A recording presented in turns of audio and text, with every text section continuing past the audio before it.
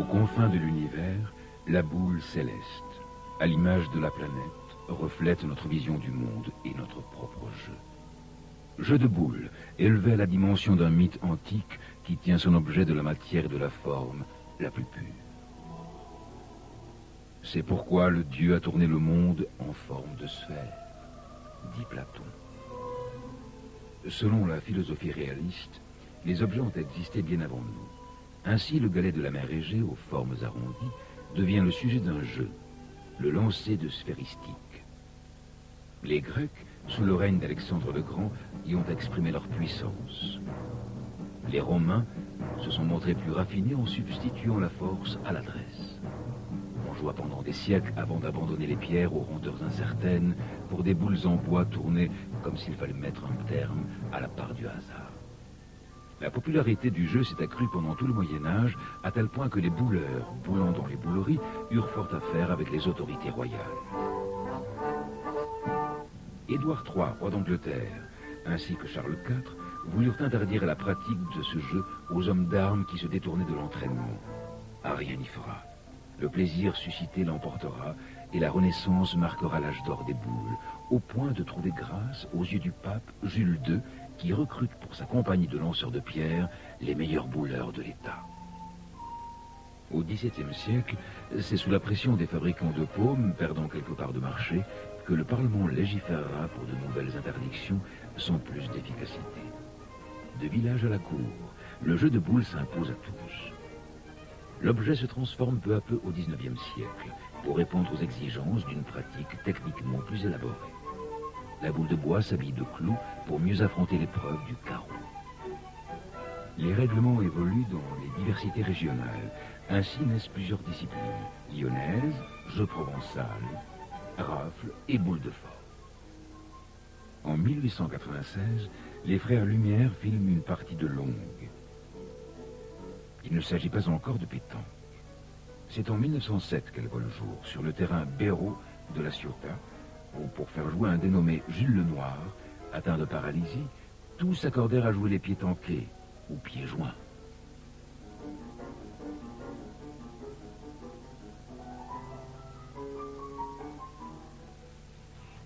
Aujourd'hui, la Fédération française de pétanque et de jeu provençal est promue dans le cercle des sports de haut niveau.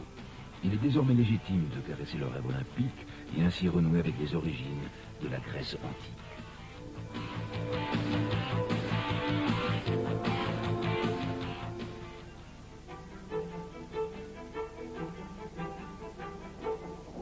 Tout commence par une longue barre d'acier, cisaillée, coupée en petits cylindres, les lopins. Porté à 1150 degrés dans un four à induction, chaque lopin glisse vers le forgeage qui le transforme en une demi-sphère. Chaque coquille, ainsi faite, différente selon la taille ou le poids de la boule à venir, est usinée. Elle reçoit un chanfrein, ainsi que sa seconde moitié, qui la prépare à la soudure.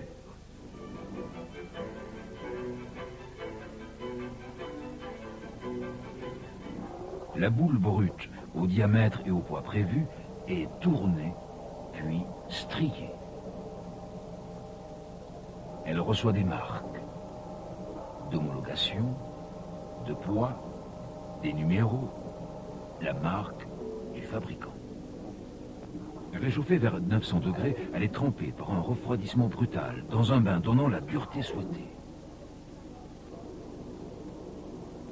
Par polissage apparaît le satinage des boules en acier inoxydable. Un traitement de surface pour la boule en acier carbone protège de la corrosion.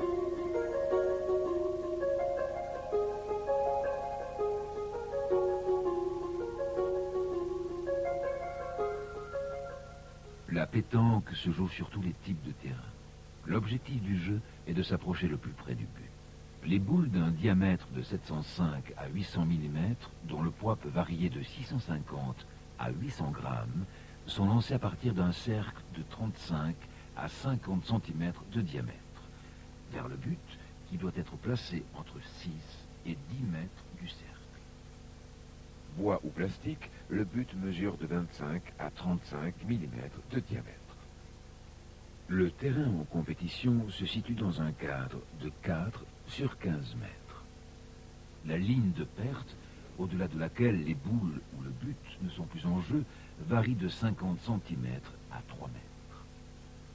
On peut jouer à 1 contre 1 en tête-à-tête, 2 contre 2 en doublette, 3 contre 3 en triplette.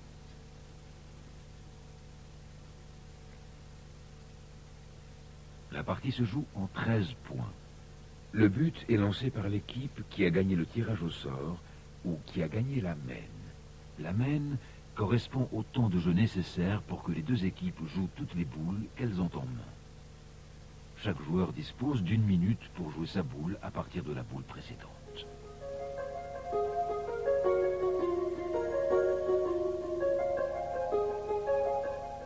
L'échauffement précède toute séance d'entraînement. Lorsqu'il est collectif et guidé, il est ainsi plus motivant. On relâche tout. On va chauffer les bras et les épaules. À base de rotation, il fait appel à des mouvements guidés ou lancés, semi-fléchis ou tendus. Il peut se réaliser sans matériel ou avec les boules. Celles-ci sont un lien matériel direct et motivant avec l'activité. 2. On relâche. Il faut alterner relâchements et étirements avec les exercices de contraction musculaire. Allez, on monte et on tient un petit peu. Voilà, on relâche. Maintenant, on va faire des flexions pour les jambes. Les membres inférieurs ainsi que le dos sont très sollicités au cours des compétitions. Le joueur doit disposer d'une capacité musculaire qui conjugue puissance pour la maîtrise des attitudes et endurance quant à la durée des parties en compétition. Voilà, on redescend tout doucement. Et on remonte. On relâche tout. Maintenant, on va tirer un peu sur les cuisses. Parce que la pétanque est d'abord un sport, elle exige une énorme concentration, qui est la part dominante de la dimension psychologique de l'activité. La préparation mentale fait partie, au même titre que la préparation physique, de l'échauffement. Et maintenant, on va s'échauffer avec les boules.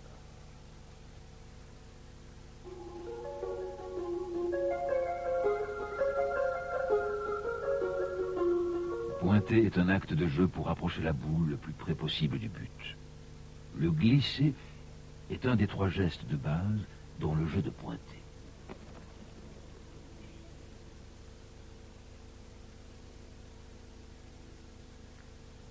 La boule ne s'élève pas beaucoup au-dessus du sol.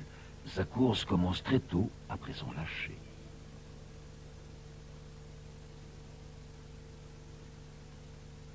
L'efficacité du lancer est déterminée par la qualité des appuis.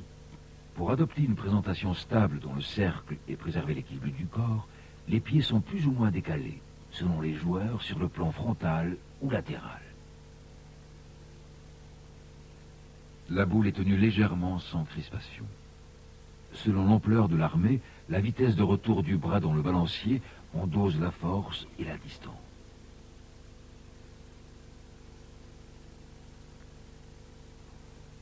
Il faut savoir examiner le terrain, se déplacer du cercle vers le but, reconnaître les caractéristiques du sol, prévoir les conséquences sur les trajectoires.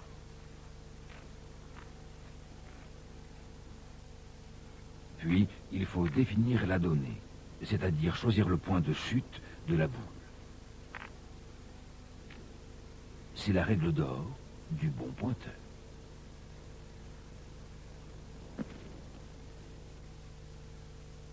Se déplacer jusqu'à la donnée pour analyser le terrain permet de rectifier le lancer de la deuxième boule, améliorer son efficacité.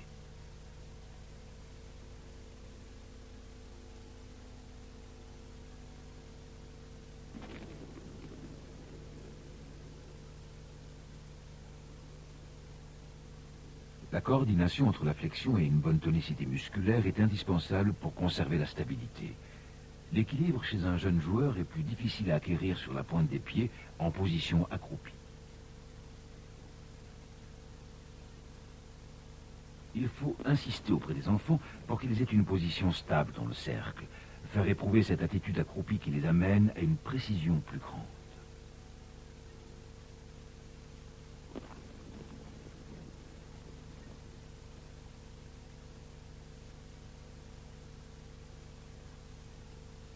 chez le jeune joueur, il faut rappeler l'importance de la donnée. Bien joué Thierry. Tu peux montrer ta donnée là? Donc je tombais là.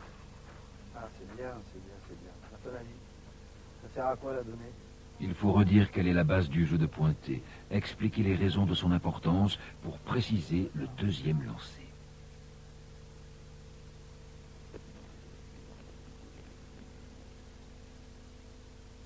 Pour les débutants, le choix d'un terrain roulant s'impose. Une haie basse guide la forme du glissé pour l'initiation au point. Sans consigne pour la tenue de boule, on laisse jouer debout naturellement. Après quelques corrections sur la technique du geste, la donnée doit être présentée très tôt. Deux bandes ou une zone matérialisée sensibiliseront à cette notion essentielle. La forme accroupie, qui n'est pas instinctive, est proposée pour comprendre la difficulté à se stabiliser dans cette position.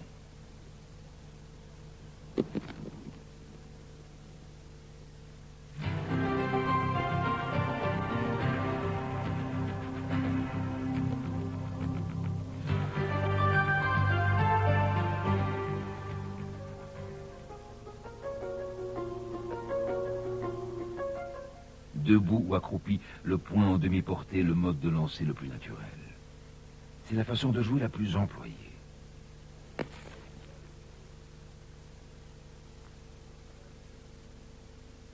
La boule s'élève, plus ou moins haut, s'amortit au sol pour rouler jusqu'au but.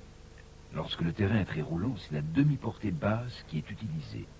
Là encore et toujours, il faut examiner le terrain, vérifier sa donnée. Ce temps permet de se concentrer, de stabiliser le rythme cardiaque dans les parties à forte pression.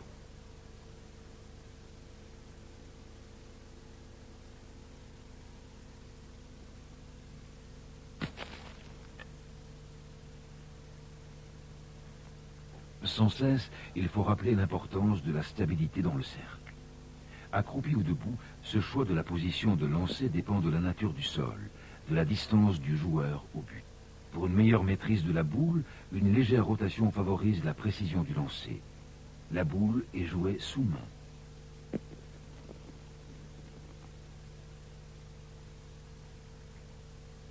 Elle quitte la main par le bout des doigts. Quand tu fais ta préparation de boule, ça sert à rien d'aller vite. Sa réussite est cependant conditionnée par l'exécution du balancier. Son rythme, son amplitude sont les deux points essentiels pour adapter le lancer aux besoins du jeu. Pour faire découvrir la demi-portée à l'enfant débutant, avec l'obligation des deux appuis dans le cercle, on donne la consigne de lancer la boule sous main. Debout ou accroupi, le joueur doit lancer les boules au-dessus d'une barre réglable à distance et en hauteur. Ces réglages dépendent de la nature du sol qui justifie de pointer plus ou moins loin. Bien, Marie.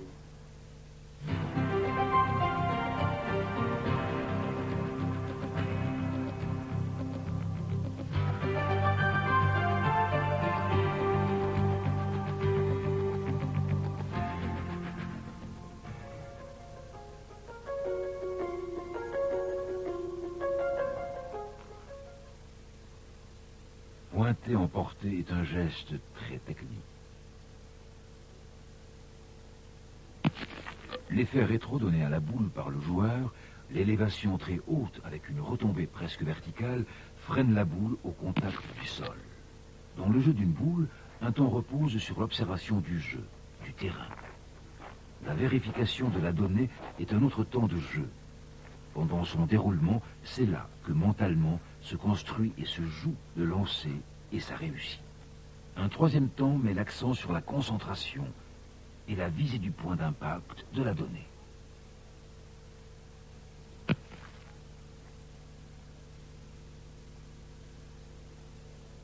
Deux types de portées peuvent être joués. La portée courte, où la boule est lancée 2-3 mètres devant le but.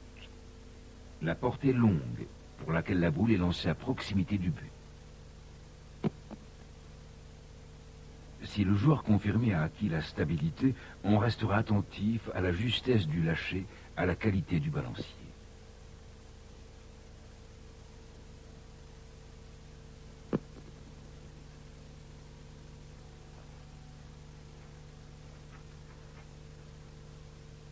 Pour compléter les informations sur l'importance de la donnée, il faut savoir évaluer la distance entre la donnée et le but, la fixer. J'aimerais bien que tu me fasses voir. Où est ta donnée?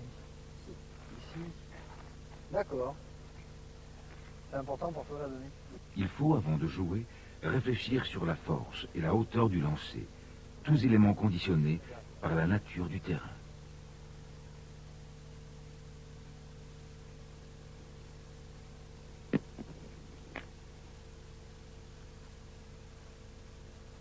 Une barre réglable en hauteur et en distance aide à l'initiation du point emporté.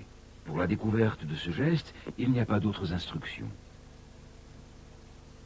En position accroupie, on insistera sur la stabilité, base fondamentale du lancer.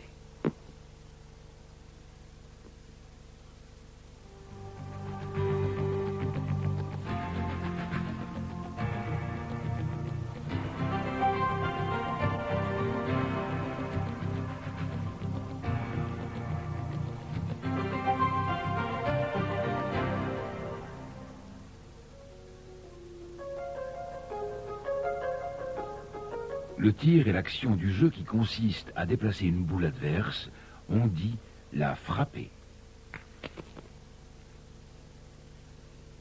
La maîtrise du tir exige une énorme concentration. Le tireur fixe la cible en centrant sa mission sur le cœur de la boule. C'est la règle d'or du tireur.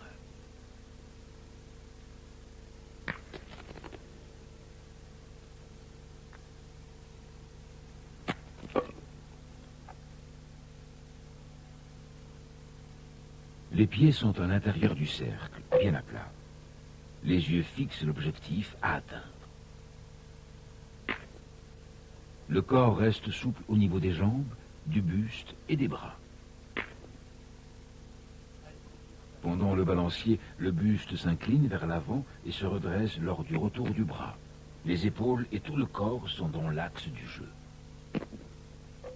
Pour le débutant, il faut insister sur l'importance du lâcher de la boule par l'extension du poignet et des doigts, sur le rôle primordial du balancier qui commande la force et la longueur du tir, sur l'obligation réglementaire de ne pas quitter le cercle avant que la boule tirée n'ait touché le sol.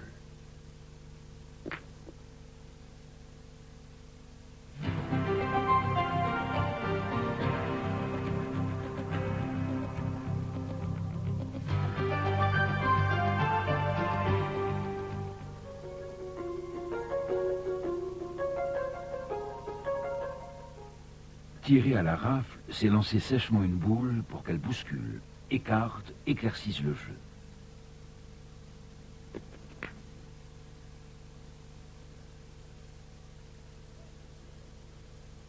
Les yeux fixent l'objectif. Le buste est légèrement penché en avant. Dans l'exécution de la rafle longue, la trajectoire est basse, la boule fuse après l'impact.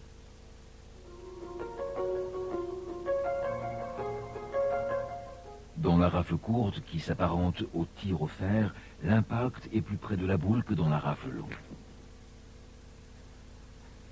Cette technique se différencie de la précédente par un contrôle de la force du lancer et par une plus grande précision dans le tir.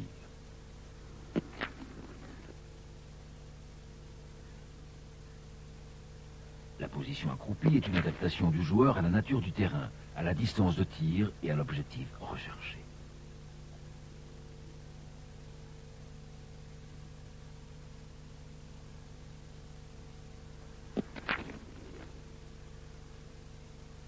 Chez le bon joueur, les yeux fixent l'objectif.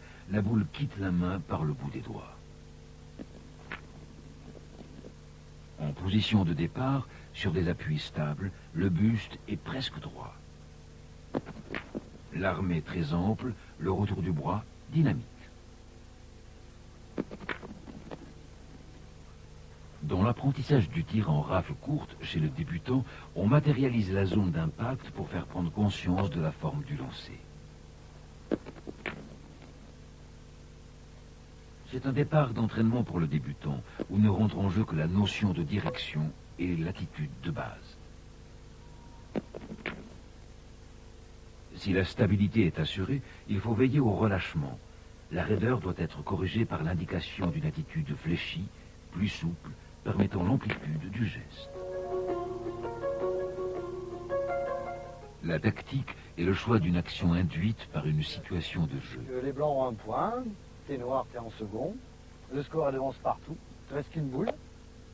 En compétition à haut niveau, le score est l'élément déterminant du choix tactique. Alors, c'est soit on envoie dans la boule, dans la blanche. Pourquoi t'envoies dans la boule? C'est pour essayer de prendre la place pour faire compter le deuxième noir. Et si on réussit pas le coup, on chassera la nôtre, on perd pas. Dans toute décision, il y a prise de risque, surtout quand la pression du jeu est forte. Importance des enjeux, intensité de la partie. Il y a tirer pour essayer de faire carreau. Ou il y en a une dernière un peu moins facile, c'est jouer dans le bouchon pour faire compter la boule noire derrière. D'accord. Ouais, tu vois, c'est pas une situation qui est On rappellera dans la gestion des temps de jeu que les compétiteurs ne disposent que d'1 minute pour observer, analyser, décider et jouer une boule.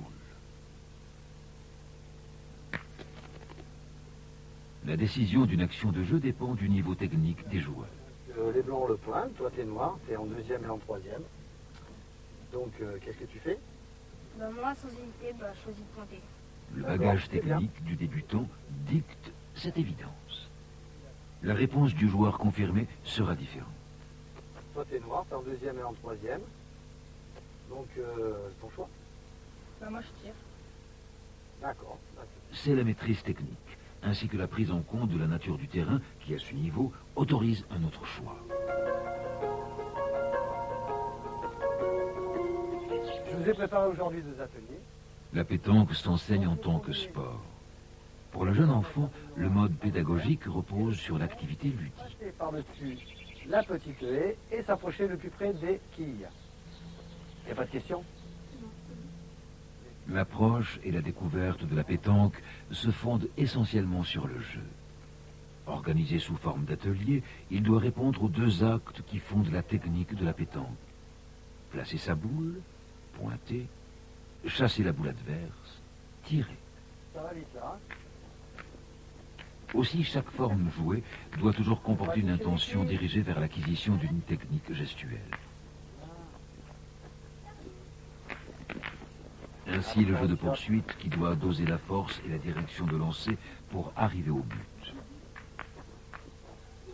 Ainsi, le jeu de quilles prétexte à la maîtrise de la longueur du lancer.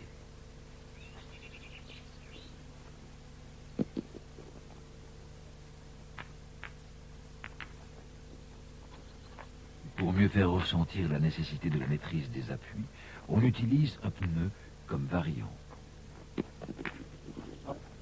Pour une sensibilisation au tir, le jeu de massacre induit une forme gestuelle qui fait penser aux futures rafles, longues ou courtes.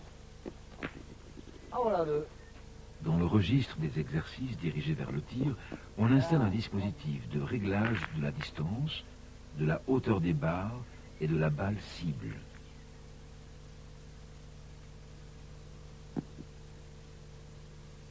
Les trajectoires que guide une telle installation rappellent l'intention du tir au fer. Là aussi, l'introduction d'un problème à résoudre. L'équilibre conditionnant l'adresse est dans la ligne de l'apprentissage par le jeu.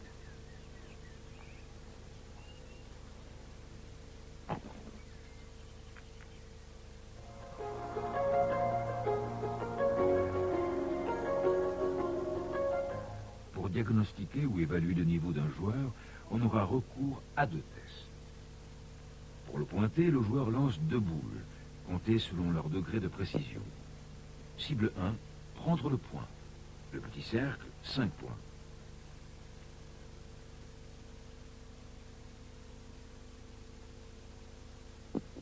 Le grand cercle, 3 points. Cible 2, contourner la boule. Le grand cercle, 3 points.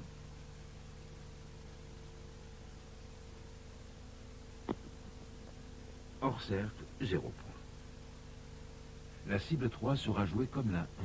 Il s'agira de rentrer la boule dans le cercle pour la cible 4. Pour le tir sur la cible 1, tirez la boule. Boule sortie du cercle, 3 points.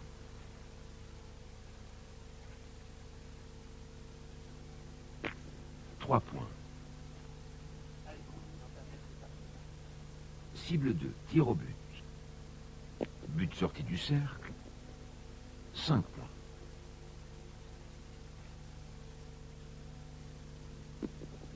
Zéro point. Cible 3 et 4, il faut tirer la boule blanche. Pour le détail des 4 épreuves du parcours du jeune pétanqueur et pour vous licencier dans l'un des 6905 clubs de pétanque, joignez la Fédération française de pétanque et jeux provençal, 13 rue Trigance, 13002, Marseille.